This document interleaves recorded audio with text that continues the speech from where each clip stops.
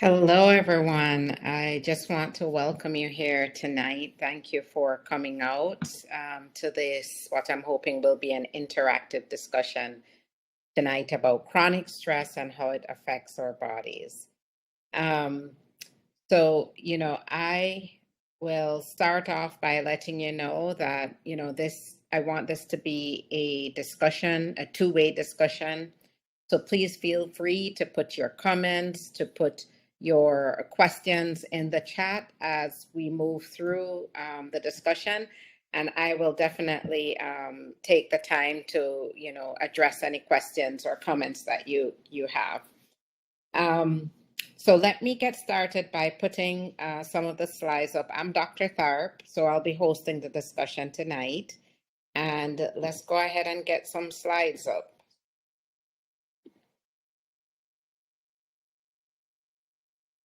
All right. So, chronic stress and how it ruins our hormones, our body, and our overall health. And, this is not only just how it ruins our bodies and our overall health, but what you can do to overcome that effect of chronic stress.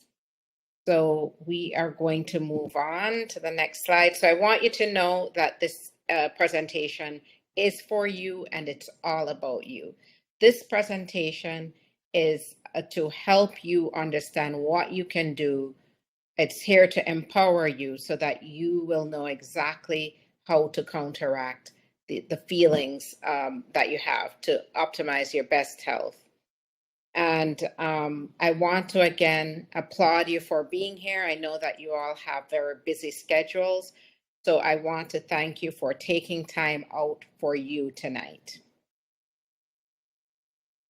And so you're probably wondering, is this the right talk for me? Is this for me? And I would say this is for everyone, but this training is especially for you if you are feeling overwhelmed and exhausted, if you are just not feeling as good as you know you should, if you are feeling as if you should do things differently, but you're just not sure how, and you realize that, you're on multiple medications, sometimes just even one medication, and it's not making a difference. And so you're looking for a different way. And the most important part of this training is, if you're willing and ready to take ownership of your health, then this is definitely the discussion and the presentation for you. And so I am here tonight not only to empower, but I want to raise alarms. I want to help those who are lingering on the decision to take control of your health, to do so, to take action. And so I'm here to raise alarm. There's a very narrow window of opportunity. I am a hospital physician and I routinely take care of patients every day, people like this who are in the hospital with late stage complications of very common and chronic diseases. And they missed a window of opportunity to really address their health. And so I'm here to raise the alarm to let you know that this does not have to be you. You can do something today to improve your health and to live a quality of life during the golden years of your life. I will tell you that every day I take care of people who feel alone, loss of independence, a feeling like they've lost autonomy, and they lose the hopes and dreams that they had for their future, for their retirement years. And so that is the people I've taken care of have inspired me to raise the alarm, to allow people to know what the future could hold if you don't take action.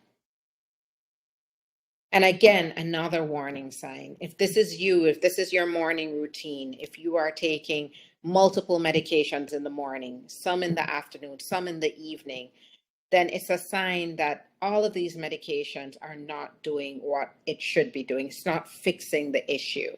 And very likely, if you're on this many medications, very likely there's more to come unless you take action for your health. There's Also, we're faced with many symptoms that it's like the engine light going off, right? The engine light goes off in our car, we know something is wrong. Well, a lot of us experience symptoms that are like an engine light. We're not sure what's going on. We're not sure, what we can do about it. We go to our doctors, we get our labs checked, we get our vital signs checked, and we're told everything is okay, but we just don't feel well.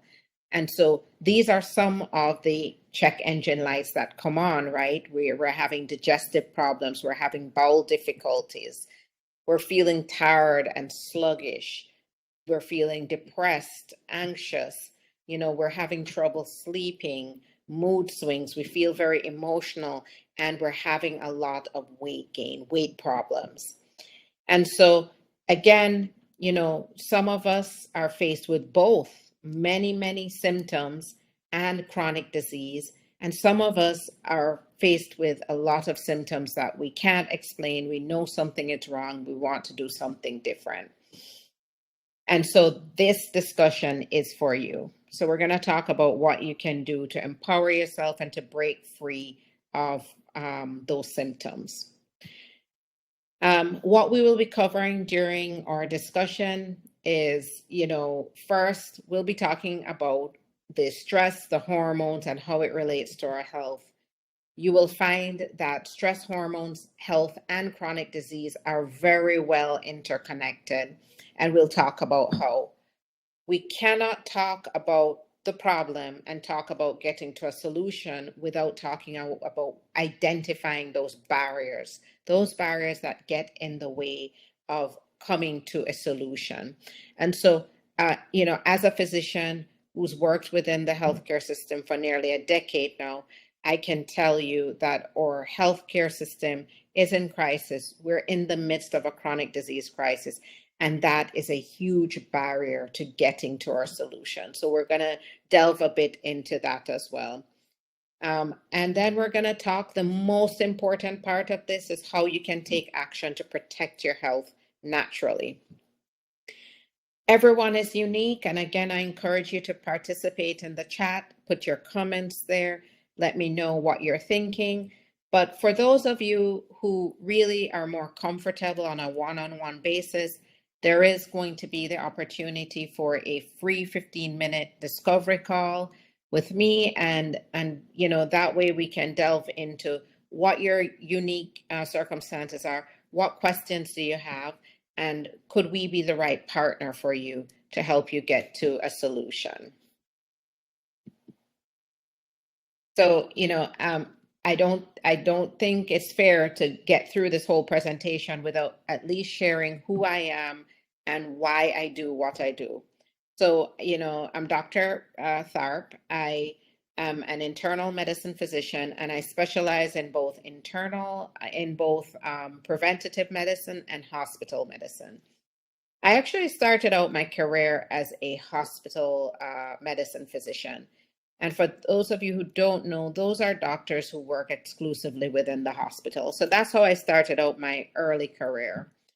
And during my time working exclusively in the hospital, I came to realize that a majority of the people I took care of had something in common, and that is chronic disease. A lot of people who I took care of in the hospital were in the midst of or facing, struggling, severe complications of diabetes, high blood pressure, high cholesterol. And we know that those diseases, the complications that easily arise from those diseases are heart attacks, strokes, kidney disease, and limb loss, especially with diabetes, infections. So a vast majority of people I took care of in the hospital were faced with these complications. And I came to realize that every one of those patients who were facing complications from chronic disease had a very common characteristic. And I would say that characteristic was every one of them had a window of opportunity, whether they knew it or not. They were faced with a window of opportunity that they could have reversed the effects of chronic disease. and could probably ultimately prevent the complications, the hospitalizations, the medications. And I realized that one of the main issues that got in the way of people identifying their window of opportunity was our flawed healthcare system in itself. And what I realized is, during my time as a hospitalist, is that we're very much a prescribing culture, and we're very much a healthcare system that is focused on disease maintenance and not early intervention and reversal. And, what I began to realize is that we needed more doctors who could do that, who could call people's attention to their opportunities to reverse disease, to prevent complications. And I realized that my impact as a physician would be so much greater on people, but also my community, if I could get that message out and help people overcome their chronic disease and live a quality life. And so that's when I decided to found Compassionate Med Consulting, which is focused on prevention, early chronic disease intervention and prevention, getting to the root cause and helping people who are ready to make changes work through it. But when I decided to step outside of hospital medicine into preventative medicine, into functional medicine, I hit another wall. And that is, it was nearly impossible to do that within the confines of the current healthcare system, because the current healthcare system's values were different from the ones I had developed. The values I had developed were about early intervention, really spending time helping people overcome chronic disease, reverse the effects of their chronic disease. And the values of our current healthcare system, Medicare, Medicaid, and all the other insurance companies that follow suit, the value system there is about a disease maintenance, and it's a prescribing culture. So I had to make that decision to step outside of the insurance model so I could reach those people who were really ready to make changes and were ready to commit the time. And I was ready to commit time to those people. And so that is how my practice came about, Compassionate Med Consulting. But that is one of the main reasons I'm here tonight. I'm here tonight because I want to spread the word that there is a window of opportunity to reverse chronic disease. But in order to do that, you also have to step outside of the confines of a disease maintenance culture and a prescribing culture. I would say the other, and probably the biggest inspiration for being here, is actually my role as a person and as a mother. And I will tell you, about 4 or 5 years ago, I was faced with that window of opportunity. I was on the brink of starting my first blood pressure medication. I was carrying an extra 20 pounds on my body, and I was miserable. It was during COVID, and I worked again within that hospital system. So I was in the thick of COVID. And so it was a very stressful time. And at the time, my daughter was a toddler. And so for all of you who are moms, you understand just how challenging that is, to balance work, to balance home, and to balance self-care. And for all you moms out there, for all you grandmoms out there, you know that when you have children, you pour everything into your children. And it's really difficult to focus on yourself. And for a while, I went on like that, but I was very miserable with my circumstances. And the first thing I had to change was my mindset. I had to change the way I was thinking about self-care. And the more miserable I became, the more I realized something had to give. I had to do something. And the first thing I had to change was my approach to self care and motherhood. And I realized that it was actually the opposite. By not taking care of myself, I was actually not being the best mom that I could be. And so I decided I had to commit some time to making significant lifestyle changes so that I could experience life with my daughter, Bria, but also so that I could live by example and I could show her what it is to always balance health and everything else around you. So I was faced with a lot of stress around me. Stress doesn't go away, but what I realized is I had control over what I did and the actions I took. And so the actions I took allowed me to shed the excess body fat. It allowed me to change my diet. And with that, I had an awakening. The healthier I became, the more I woke up to the passions of life. And one of the passions that I developed was travel. As my energy returned and as my zest for life returned, so did my appreciation for travel. And so, as time went by, we've been able to take some trips. And I posted this picture because this was actually one of our dream trips to Peru, the famous Machu Picchu site. If you don't know where that is, please look it up. It's a gorgeous place. And please, take the opportunity to go because it's a beautiful place. And I was able to do that because of my awakening. And so today I'm experiencing life with my daughter because I decided to take action. And so that's what brings me here tonight is I want to help everyone here understand that it is within your power to take action. And so these are just some of the people who have gone through the program and have had awakenings and are now experiencing life.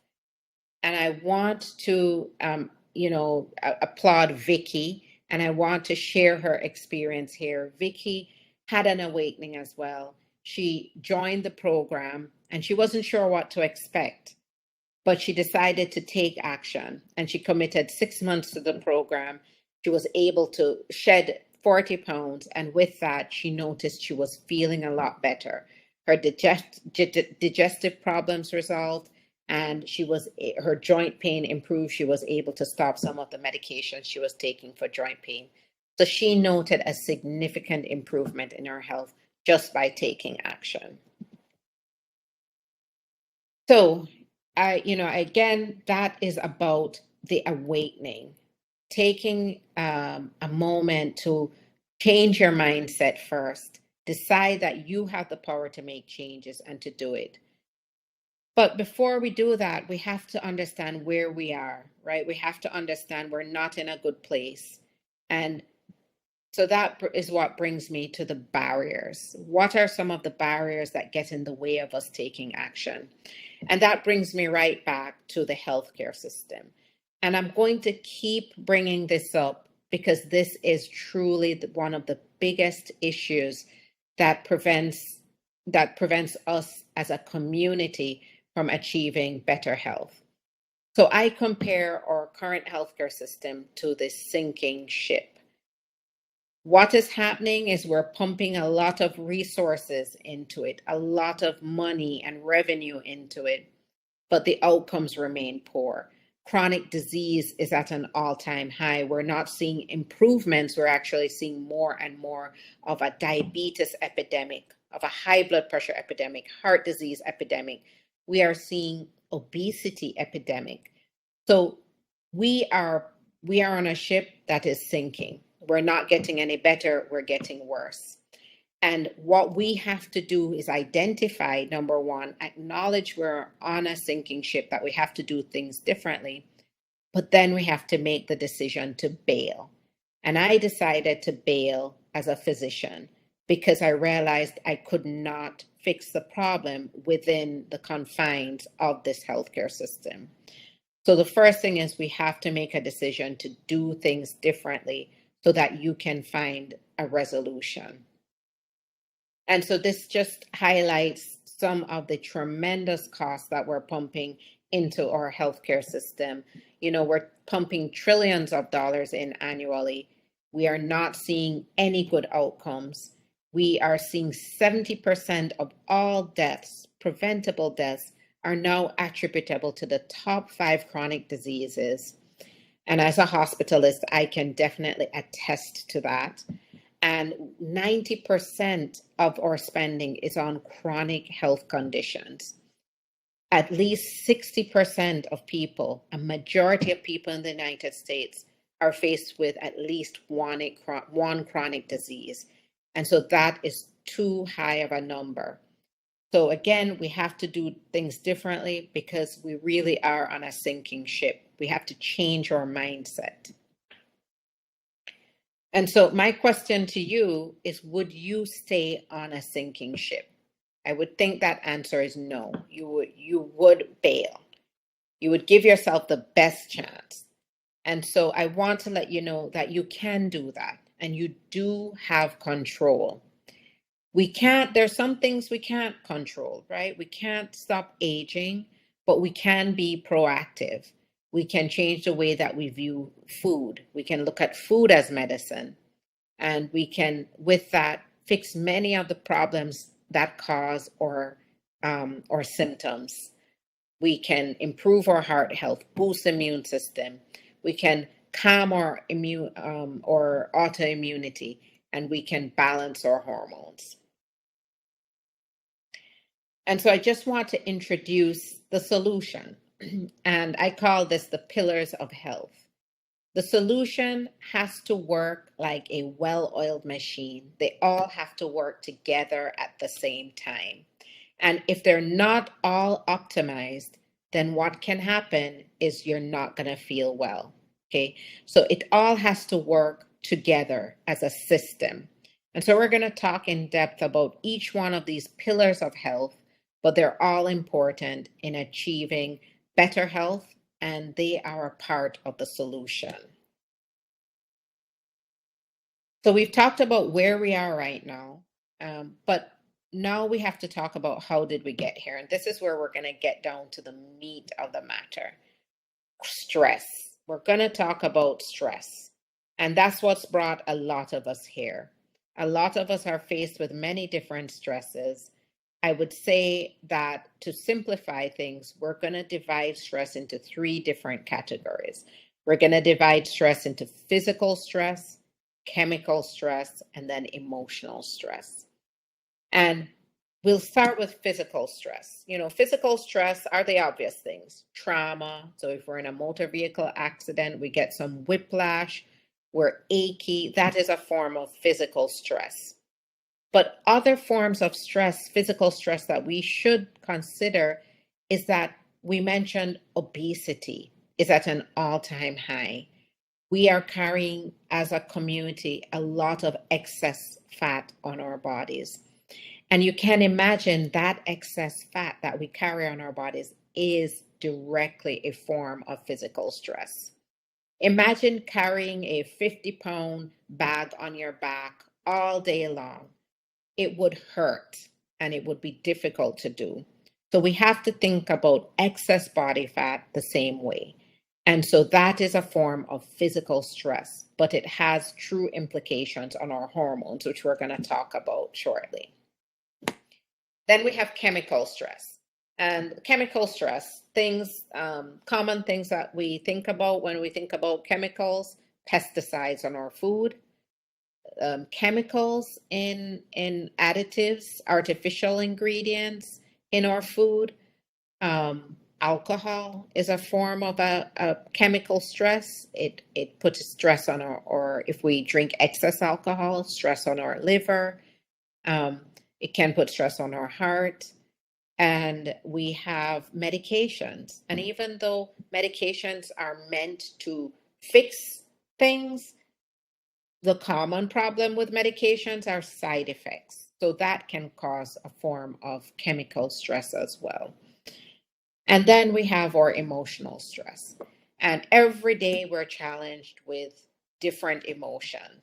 And emotional stress will not go anywhere. It will always be a challenge for all of us. We're always going to encounter things that are going to evoke an emotional response, but we can fix the way we cope with stress. And so this is where we come to our hormones. And so I wanted to break the hormones down into two simple categories. Again, the hormonal system is incredibly complicated, but I want to break it down into two easy categories that will be easy to digest.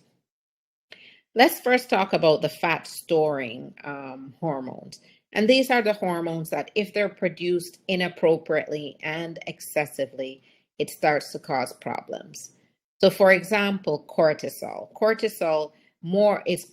There's more and more literature and data on cortisol and the detrimental effects that it's having on the body. Cortisol is a stress hormone. When our bodies sense that we are under some form of stress, whether it's physical, chemical, or emotional, our bodies will release this cortisol, or adrenal glands. And that cortisol will, over a long time of being under stress, will be produced inappropriately. And so the cortisol stimulates the body to do many different things, but overeating is one.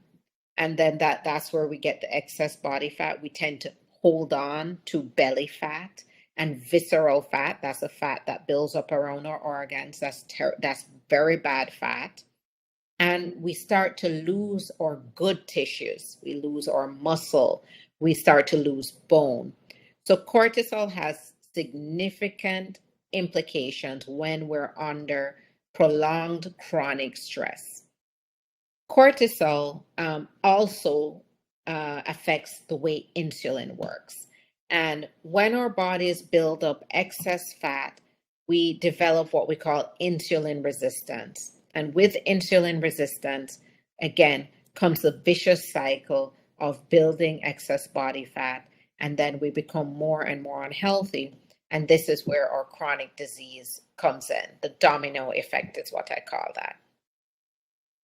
The other hormones that are also important are fat burning hormones. And I want to call our attention specifically to thyroid hormones. The thyroid is a very small gland in the neck, but it has a very big job, and that job is to regulate the metabolism. How do we respond? How well do we respond to stress?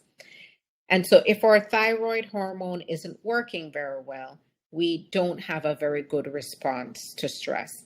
We have many different symptoms. Some of the most common symptoms that a low functioning thyroid will have is we are fatigued.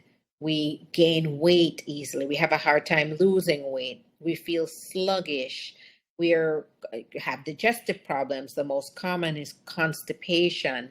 We may have a very slow heart rate. We might experience palpitations. So it can cause a slew of problems that if you don't get your thyroid checked, can go undetected.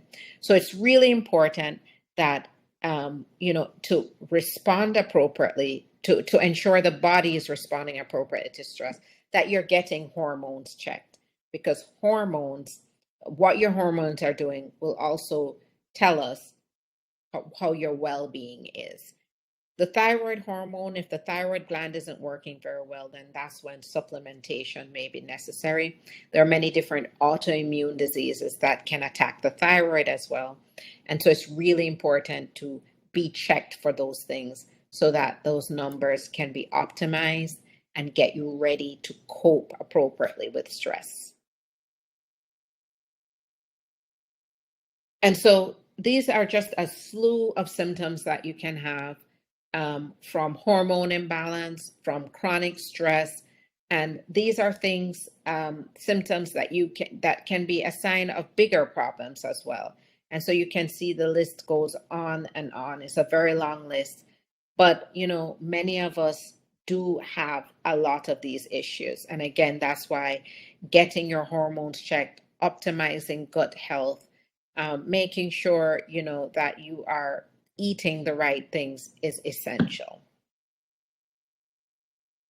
And so that brings me back to when you're experiencing all the symptoms that we just talked about, and you go to your doctor. We look forward to going to our doctors because we want to have a lengthy discussion about how we're feeling, and we want to get to the root cause. We want to be better. But unfortunately, within our traditional healthcare model, the insurance model, we are faced with 15-minute, the typical doctor's visit is 15 minutes. And you can imagine when you're not feeling well, you can't put your finger on it. You need more time to get to that root cause. And that's just not happening within our current healthcare model. And so this is how a typical doctor's visit goes, right? You go in and you go in looking forward to, expressing how you feel and hoping for a resolution, hoping that you and your doctor can get to the bottom of things. But what tends to happen is that you will say, I'm not feeling well. This is what I'm feeling. And there's maybe an immediate diagnosis tag to it. And then you get a prescription. And then you're told, let's see you in 3 months if you're still not feeling well. And you walk away feeling like, I don't have any answers. I don't have any guidance of what to do next. And you feel alone. And so, unfortunately, that is how a typical doctor's visit goes. And so that's the cycle that I'm hoping to break. And again, I just want to stress, that our healthcare model has moved towards more of a disease maintenance and prescribing rather than early intervention and disease prevention. How would we do this? It takes time. You have to have dedicated time with a healthcare team, your doctor, dietitian. You have to have a whole team, a doctor first who's willing to spend time with you to figure out where are the issues and to guide you thoroughly, step by step, to hold your hand through that process. And that's where I want to introduce the concept of mentorship. So that is really the role of a physician, but within our healthcare system, unfortunately, physicians are under a lot of pressure, and what tends to happen is they don't get to spend the time that they want with patients because they're within a box, and it's a very hard box that they can't break free of, and so we're within that confine, and unfortunately, we have limited time, and so the easiest thing to do is to write a prescription. And again, the sinking ship, right? It's a sick care model. Am I saying that we shouldn't have insurance? Absolutely not. But what does insurance do? Insurance is there for a crisis. It's there for when a crisis happens. We want to be prepared that if we get sick, it's there. But do you really want to continue on the course until you have a crisis? Or do you want to make sure that your health is optimized so you never really have to use the insurance? Because really, that is the only role for insurance. It's there for when you get sick. But unfortunately, because we're within a model of disease maintenance, people get sucked into the healthcare system, and we're stuck writing prescription after prescription for diabetes, for example. The diabetes isn't getting any better. We add another medication and another medication. And so this becomes an ongoing dependence on insurance companies, but you're not getting any better. And that is the cycle that has to change. That's the mindset that has to change. We have to realize that the insurance's priority is not to make us healthy. It is there for when we get sick. And again, I want to recognize another person who was able to complete the program and noticed significant improvement in overall health. Beta, she, came in again, unsure of what to expect. She wasn't feeling very well. And what happened is that she was able to improve her diet, and she was able to shed some weight, and her brain fog improved, and she noticed an overall improvement. And she felt it was an investment that was worth every single penny and time. And what she also appreciated was that she was able to do this through from a far distance, through virtual medicine. And so that is why I established a virtual practice, a telemedicine practice, because my reach is further, and everyone has busy lives. It's very difficult to go to the doctor's appointments weekly or every other week or even monthly. And so by doing telemedicine, it's easier to reach more people and to have a true impact. So I just wanted to recognize Beta for completing the program. And so my question to you is, are you ready to make a change? Are you ready to, number one, change your mindset? And that mindset has to be to step outside of the current mode of thinking. The current mode of thinking is that the current healthcare system is going to make you better. Unfortunately, that's not what's happening. What's happening is you are being kept within a cycle of chronic disease without making the real changes that will bring about a definitive solution. And so the question is, are you ready to make that change? And so I want to challenge you to think about, if you're ready, why do you want to make this change? And so I say you should make this change because of your why. And I am going to recognize Jackie. She also completed the program. She was able to shed weight. She's actually going on into her mid 60s. She's a nurse. She was able to also complete the program. She shed some weight. And one of her lifelong dreams was to go to climb this famous mountain called Rainbow Mountain.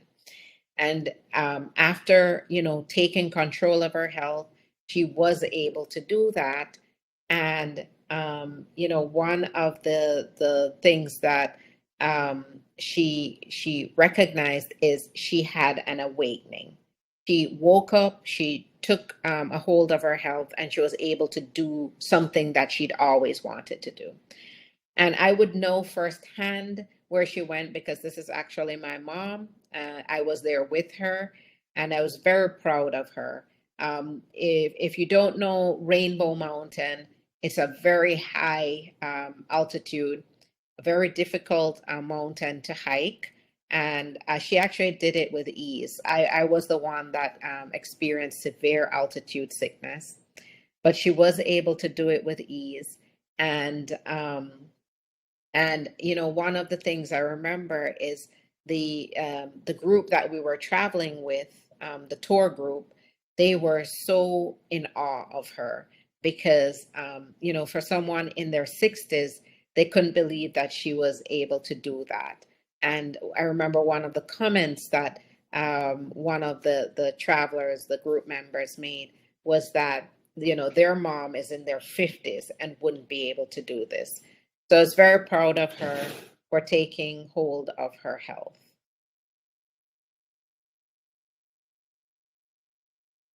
And so I want to challenge you here to take action, because that's the most important part of this presentation, is about taking action. And so I use this picture to represent where some of us may be. I know 4 years ago, this is where I was.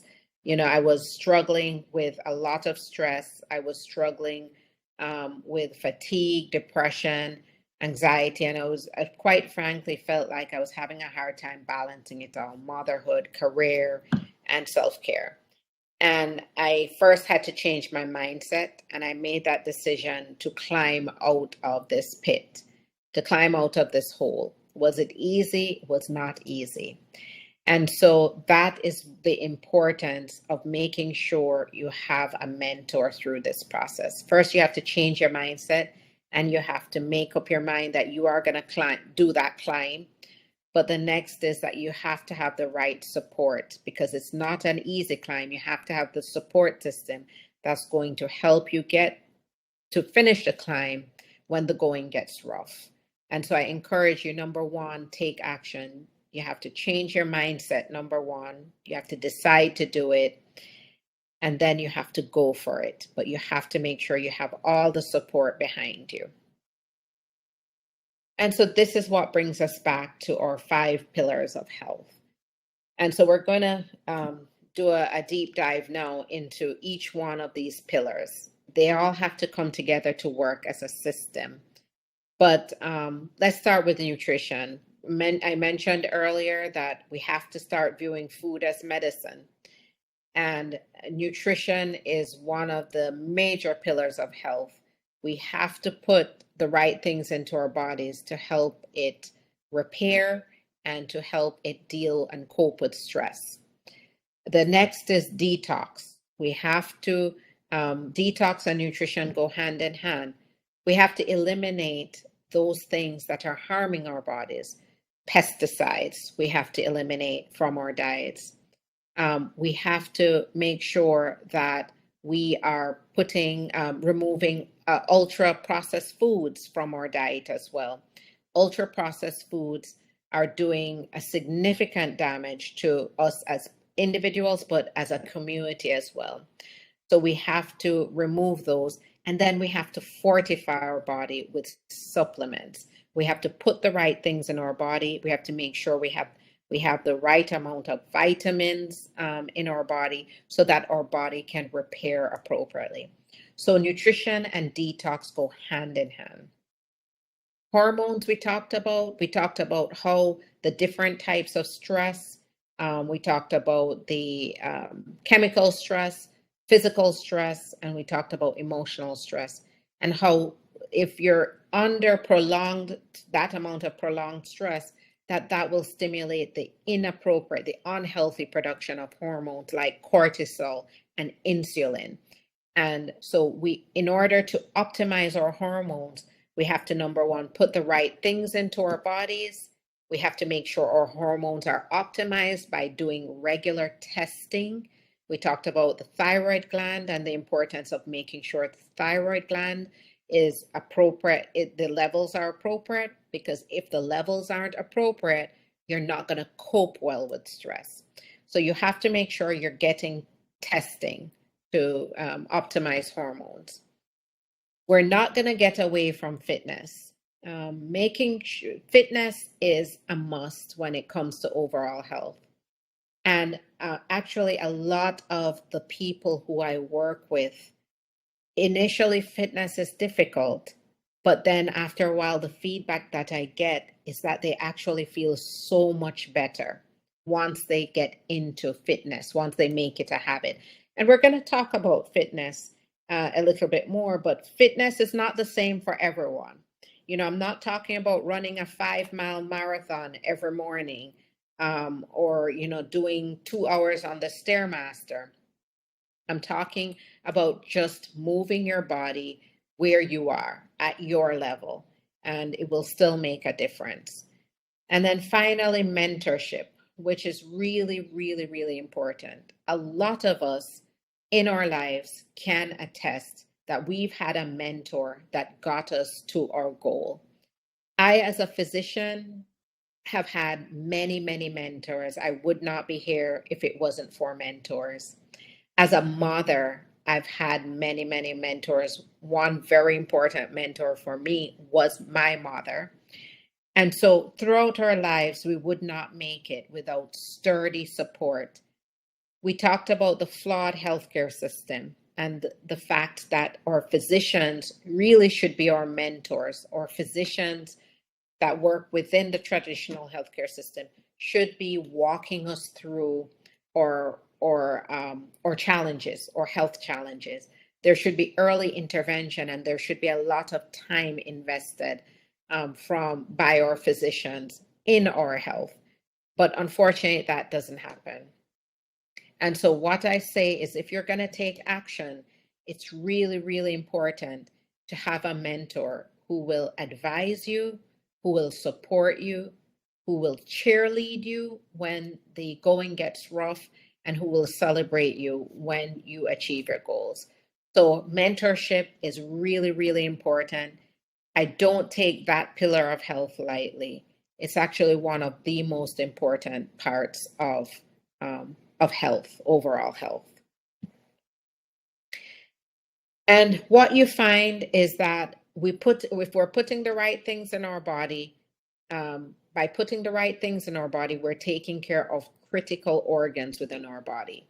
Here, the liver, kidneys, gut, and skin, this is 80% of our immune system.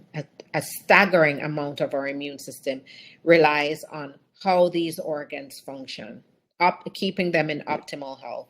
But unfortunately, today, between being on multiple medications that can affect the liver and kidneys, we're putting ultra processed foods and pesticides within our digestive system, which breaks down our gut and causes dysfunction. And then, our skin also, which acts as a barrier. And so we're faced with many, many stresses out there that affect the way our immune system works. And when we affect the way our immune system works, then that's when we develop a slew of symptoms. Some of them we might not be able to explain. Some of them we can. But again, if we're not taking care of our bodies, we're not doing those 5 pillars of health at the same time, we are not going to achieve our goal. We're not going to be taking as good health as we could of our bodies. So again, just to reiterate, food is an important pillar of health. It's actually a critical part of health, and what we put into our bodies matters. And, I had mentioned again, fitness does not look the same for everyone. It's just about moving. It's about making sure that we're maintaining muscle. Muscle is really important. I call it the currency of longevity because muscle is what keeps us functional. It keeps us independent. It keeps us doing the things that we love to do. So, maintaining muscle is an important part of fitness. And I would say that should be the focus for everyone. As we age, we lose a tremendous amount of muscle. After the age of 30, we start to lose muscle every year. And so maintaining muscle mass should be the priority for everyone.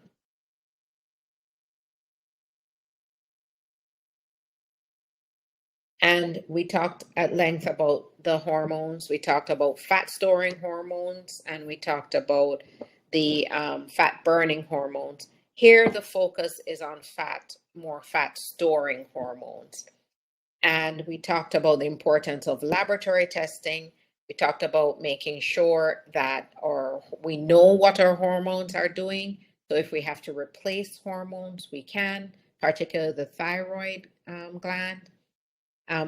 But one common theme that I want you to notice here among these figures is excess body fat.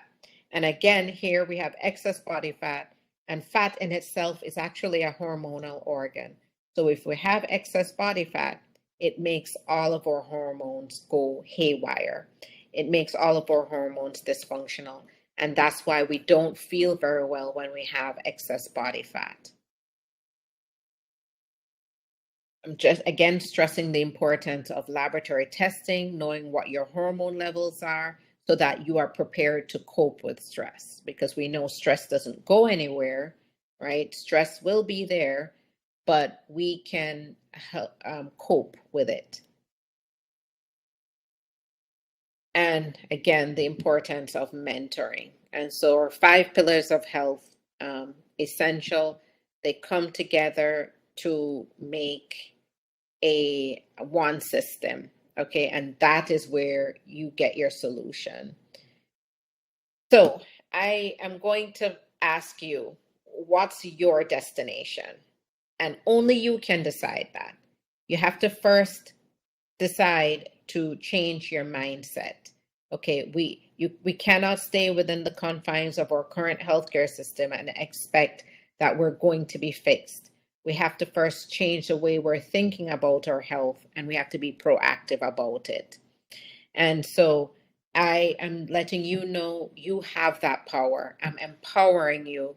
And I hope that this discussion, it will empower you to take action. This is a call to action. And this is what makes our system, right? Our 5 pillars of health come together. This all has to be done simultaneously.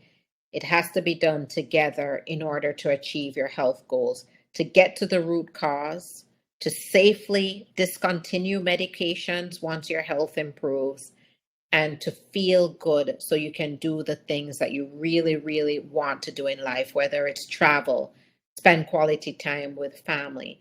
But in order to do that, we can't, rely on, again, the prescribing and the disease maintenance culture. We have to step outside of that and be proactive about our health. And, I covered at length the healthcare crisis. There's a chronic disease crisis, and there is a healthcare crisis, healthcare system crisis. And so we as individuals and as a community can change a crisis into an opportunity. We first have to know what the problem is. We have to know what the barriers are, and then we have to go for it. So we can make this an opportunity for change. And for those of you who are ready to take action, I applaud you and I encourage you and I say, do it. For those of you who know what you want, but you're just not sure how to get there, first, stop procrastinating and do it. That's where your mindset comes in. You have to channel your mindset towards a solution. And so I, again, say you are depending on you. Nobody is going to do this for you. The current healthcare system is not going to do this for you. So you can do this for yourself. And I want to close up on a very positive note. And I want to recognize Lynn. She actually was a long time diabetic, 16 years with diabetes. And she carried excess body fat on her body. And she decided to commit time into the program. And she was able to shed a significant amount of weight, significantly improve her A1C. For those of you who do have diabetes, the A1C is one way of measuring how severe the diabetes is. So she had a pretty severe A1C at the point of usually insulin, and she was able to reverse those numbers beautifully. She was able to actually discontinue insulin and 2 additional medications. And she noticed that she was overall feeling better. And so you can see that she made a change that has positive implications now. She's living a quality life. So we can take a chance and we can make a change. And I put this here because, what I say is that some of us are thinking, what, it's easier to continue on our current path, right? We're not feeling quite well, but, you just don't know how to go the other way to make those significant changes. And what I say is that what you think is the easier path is actually a much harder path. Because as a hospital physician, I see the outcome of continuing on a path. It leads to complications, decreased quality of life, recurrent hospitalizations, and it's very expensive as well. It eats into your resources. So the reason I use this picture is someone is driving a car and walking their dog. To me, this looks harder to do But to this person, it's easier. Ultimately, though, it's a harder path to take. You think you're going the easier route by just staying the course, you know, as the doctor adds more and more medications, that's okay. You'll just continue to take them and mask the symptoms. But the reality is, you know, in a year, 2, 3, 5 years, you'll be faced with significant implications, complications, and it will cost a lot emotionally and financially. And this just again reiterates my point as a hospital physician. I witness the end result of just staying the path of what you think is a path of least resistance. It's not. So I encourage you to take action. And this is a call to action. And I'm hoping that this talk will inspire you to do that. So what's next? I'm hoping that you'll make a change. That's what I think is next. I'm hoping that you will leave this discussion feeling inspired to take control of your health and to achieve your goals. But you know, we talked about mentorship being a significant part of that process, one of the essential pillars of health. And so I encourage you that if you think you need help, that is why I'm here. That's why Compassionate Med Consulting is here. That's why I founded the practice, is to be there for people who see their window of opportunity and who want to make changes early and who need that guidance and mentorship. And so we're here for you, we're available. And so we are offering an opportunity for a free 15-minute discovery call so that you can understand what we have to offer. You can decide if we're the right mentor for you, if we are the right fit for you. And you can book this free discovery call at this site, at the bookings page. I'm gonna see if I can paste it in the chat. And so you can book your free discovery call there, and that way, you know, we can talk about your unique circumstances, and we can decide if we are the right fit for you on that health journey. I'm also going to put the phone number for the practice in the chat, so that way you have both. If you want to call and schedule, you can also do that.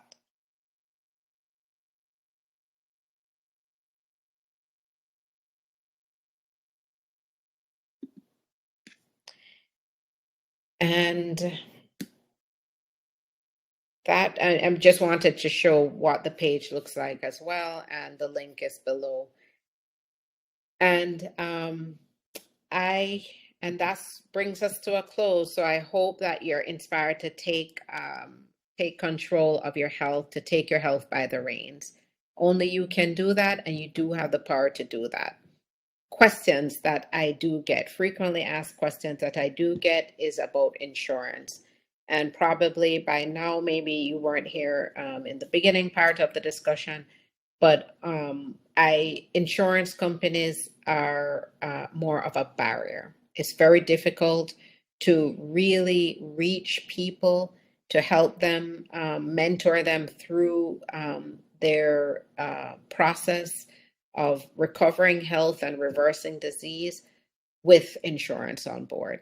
And so, no, I'm unable to accept insurance because it gets in the way. It gets in between the people who I want to help and their goals. The other question is, do I have an office? I am a strictly telemedicine practice. Again, my reach is further, and it's very convenient for those people who do need the mentorship but lead very, very busy lives. So we do everything through telemedicine. and we do all the ordering. The visits are through telemedicine, and it works out pretty well that way. And that's what brings us to a close. So I'm going to hand off. Does anybody here have any questions? Any questions or comments?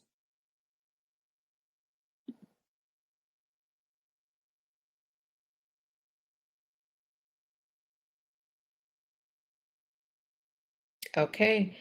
So I thank you for taking the time to be here. I know that we all lead very hectic lives, and so I really appreciate your time here. I, again, I hope this will inspire you to take your health by the reins. And I hope that the knowledge that you've learned here will help with that process. So if you don't have any other questions, we'll call it a night. Have a good night.